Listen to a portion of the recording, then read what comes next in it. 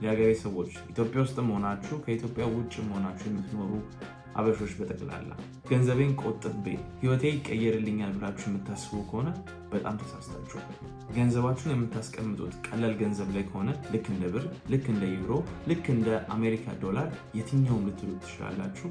ኑሯችሁ ምንም እየቀለለ አይደለም። የማያቋርጥ ራት ቼስ ነው። ወጥመድ ውስጥ ያለ አይጥ ሲሮጥ አይታችሁ ታውቃላችሁ? ኑሯችሁ እንደዛ ነው።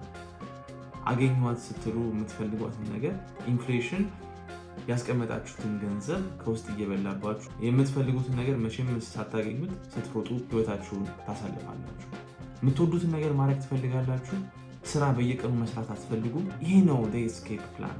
ከማትሪክሱ መውጣት የምትችሉበት መንገድ ይሄ ነው። ምክንያቱም ኮምፓውንዲንግን ቀድማችሁ ስትረዱ ነፃነትን የምታገኙበት ሰዓት የሚጀምረው የዛ ሰዓት ነው። ለዚህም ነው ሁል ጊዜ የተሻለ ገንዘብ ሲኖረን የተሻለ ሰዎች እንሆናለን ብዬ ማስበው። See you next time.